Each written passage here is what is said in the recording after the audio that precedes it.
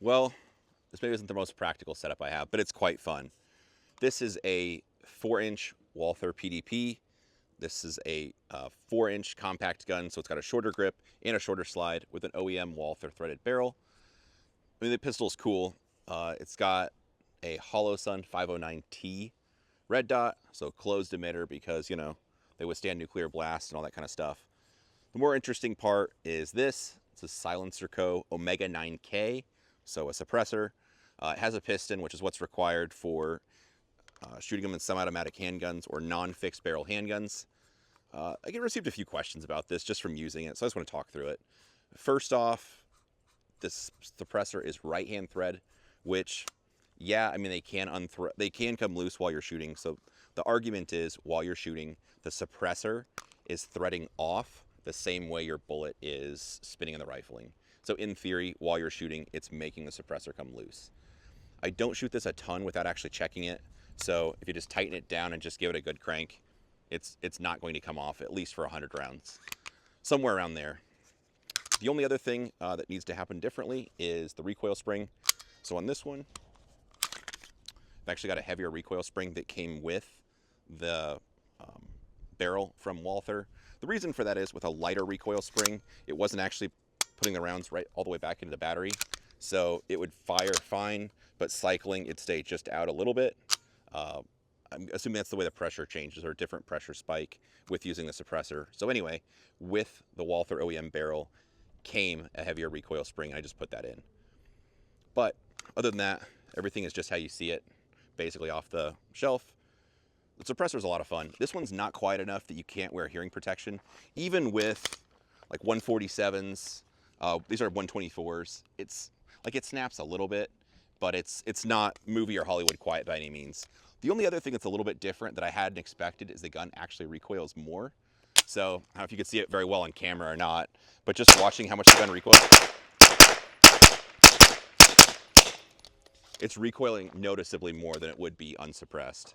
So it's more of a cool factor than something that you'd really want to shoot for performance, in my opinion.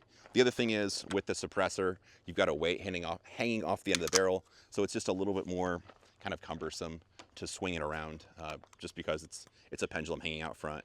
Just now I fired, I think, 12 rounds, and the suppressor is already hot enough that I can touch it like a little bit and it's not a big deal, but right now I wouldn't want to grab and hold on to it because it would feel like it's burning my hands. So suppressors do heat up quite quickly.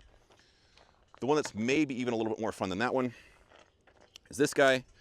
This is a Ruger Mark IV lightweight, which is a 22 long rifle pistol. Comes from the factory with a threaded barrel. So this one, it's got Volquartsen trigger, a Vortex Defender ST red dot, Volquartsen bolt, a few things, but otherwise the more interesting part, or the fun part, is a suppressor. There's a ton of options for 22 long rifle suppressors. This one's made by Surefire. It's called a Rider, is the brand. And unlike the other one, where it's moving on a fixed barrel, which is what this 22 is, I don't need any kind of a piston. It's just a direct thread on. So all I do is just tighten it down just enough so it's snug, and that's it. This is quiet enough with or without subsonic ammo. I don't need hearing protection at all.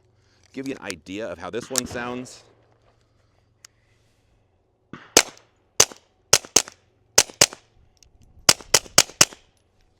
So it's pretty quiet. You end up hearing the thump of the bullet hitting cardboard or the backstop more than you actually hear a gunshot report or anything like that. After just firing 10 rounds through this is also, it's warm. I can hang on to it, it's not gonna burn me, but after just 10 rounds, the suppressor starts to get warm. One thing, if you're interested in getting a suppressor for 22 long rifle, something I learned pretty quickly is you have to clean them, and the ability to clean them is quite important. So, like I said, this one's a Surefire. It comes with, they're at home, but little tools. The first end threads in exactly like the barrel does. It's kind of a holder. On the other end, you can see on the muzzle end, there's these holes with obviously one through the middle where the bullet goes. It's got a tool that comes with it that slides through the center, and then it's got 3 little teeth that engage with those holes around the outside. While using the other end to hold the base in place, it allows you to unthread the cap and then pull it apart. Once you do that, basically the insides slide through, they come out the muzzle end, and you end up with just this sleeve for the suppressor and then all the guts, the baffles. The baffles for this one I like because they call it pig nose is the verbiage Surefire uses the design, but they're numbered and they all just stack on top of each other. So small to big, and they're numbered. You can put them together in the right order. You can't put it together wrong, and that way you can take them apart and clean them, which I talked to one of the Surefire guys, like, hey, how often should I clean this? Once a brick, once every couple thousand rounds? He's like, well, probably 300 to 400 rounds is a good idea to clean it, which at that point I'd already shot easily 1,000 rounds. In taking it apart, 22s are so dirty anyway. There's just kind of junk everywhere where I end up just letting it sink, like letting it soak in solvent to get it to come off. So it's probably recommended every couple hundred rounds to take it apart and clean it. My good friend Nick learned this lesson the hard way.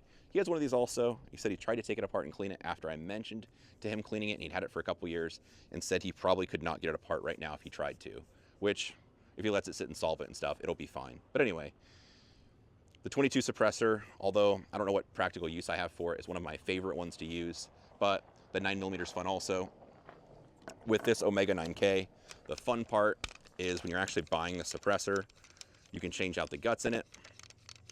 So right now it's set up with that piston for a handgun, but I can move these little teeth and the whole inside will come out, and then all I have to do is just drop in like a tri-lug if I want to put it on my MP5 or something like that.